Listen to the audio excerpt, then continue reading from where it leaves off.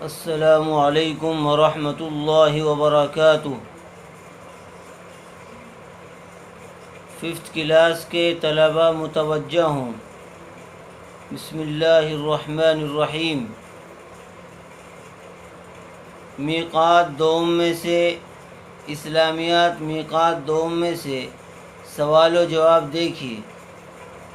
سوال: انشاءاللہ کب کہا جاتا ہے؟ کیا ہے کوشچن؟ انشاءاللہ کب کہتے ہیں؟ جواب: جب کسی کام کو مستقبل میں انجام دینا ہو تو انشاءاللہ کہا جاتا ہے۔ جب ہم کسی کام کے کرنے کے لیے کہیں تو اس کے ساتھ انشاءاللہ لگائیں گے کہ میں کل فلاں جگہ جاؤں گا انشاءاللہ، یعنی اگر اللہ نے چاہا۔ یہ جو بھی کام جو کام فیوچر میں کرنے ہیں ان کو جب ہم ذکر کریں گے تو ان کے ساتھ انشاءاللہ لگائیں گے۔ سوال: انشاءاللہ کا کیا مطلب ہے؟ جواب: انشاءاللہ کا مطلب ہے اللہ نے چاہا تو، یعنی اگر اللہ نے چاہا تو میں فلاں کام کروں گا۔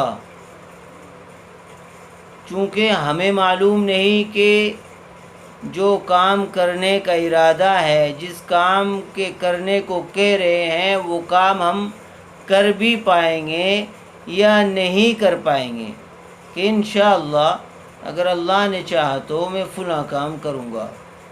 سوال: فی امان اللہ کب کہا جاتا ہے؟ جواب: جب ہم کسی کو رخصت کرتے ہیں یا کوئی ہم سے جدا ہوتا ہے۔ کسی کو رخصت کرتے وقت، جب کوئی کہیں جا رہا ہو، اس کو رخصت کرتے وقت کہتے ہیں فی امان اللہ۔ سوال: فی امان اللہ سے آپ کیا سمجھتے ہو؟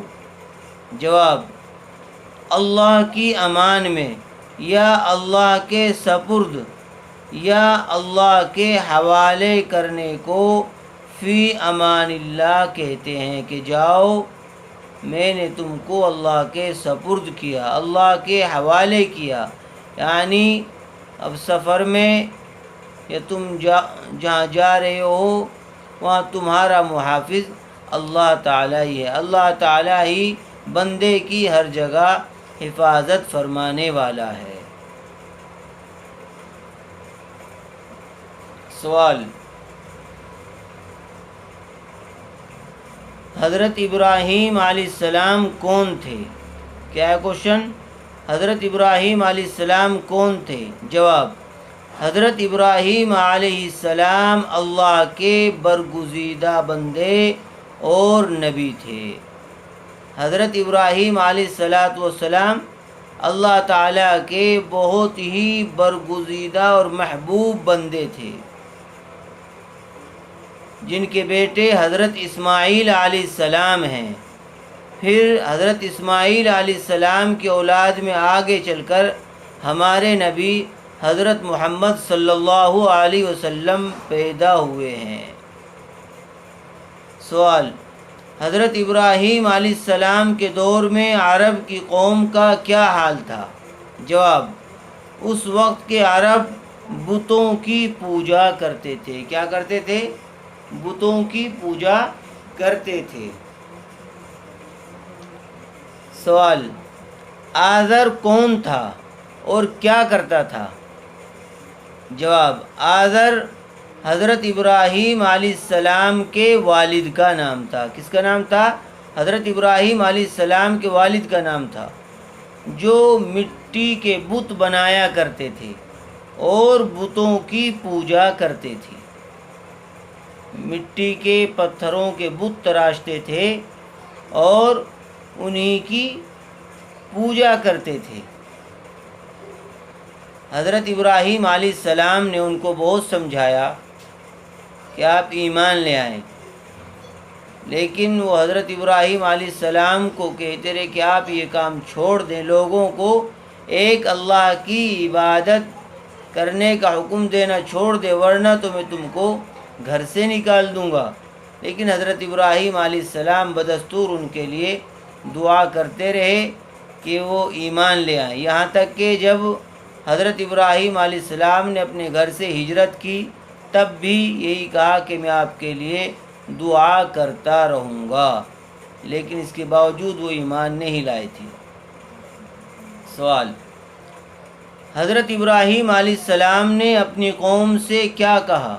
جواب: حضرت ابراہیم علیہ السلام نے ایک خدا کی، ایک اللہ کی عبادت کرنے کے لیے کہا اور متعدد بتوں کی پوجا کرنے سے منع کیا۔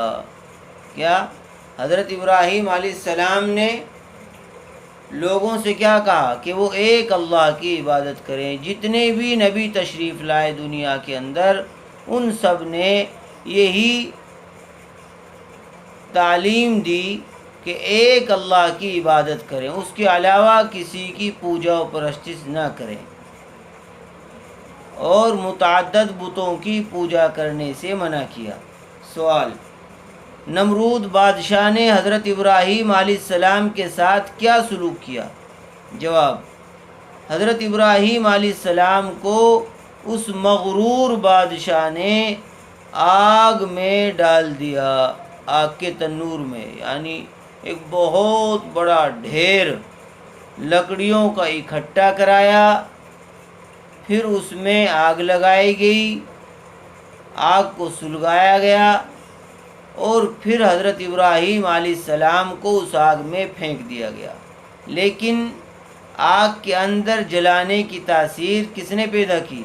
اللہ تعالیٰ نے پیدا کی ہے۔ اس لیے جس اللہ نے آگ کے اندر جلانے کی تاثیر پیدا کی ہے، اسی اللہ نے اس آگ کو حکم دے دیا جس میں حضرت ابراہیم علیہ السلام ڈالے گئے تھے کہ یا نار کونی بردا وسلاما علی ابراہیم، کہ اے آگ میرے ابراہیم کے لیے آرام دہ ہو جائیے، حضرت ابراہیم علیہ السلام کے لیے ٹھنڈی آرام دہ بن جا۔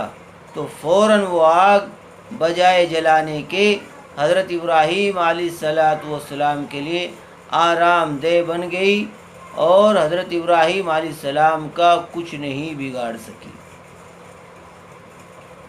سوال: کیا آگ کے شعلوں نے، آگ کے انگاروں نے حضرت ابراہیم علیہ السلام کو کوئی نقصان پہنچایا؟ دیکھیے، کیا آگ کے شعلوں نے حضرت ابراہیم علیہ السلام کو کوئی نقصان پہنچایا؟ جواب: جی نہیں، اللہ نے اپنے نبی کو بچا لیا۔ آگ نقصان پہنچانے کے بجائے سلامتی بن گئی، حضرت ابراہیم علیہ السلام کے لیے سلامتی والی بن گئی بجائے تکلیف پہنچانے کے۔ یہاں تک یہ کوشچن آنسر یاد کر لیے جائیں اچھی طرح سے، بھی آپ کے پیپر ہونے والا ہے، تو اس لیے جتنے بھی کوشچن آنسر آج تک پڑھائے گئے ہیں پوری اسلامیات اچھی طرح سے یاد کر لیں۔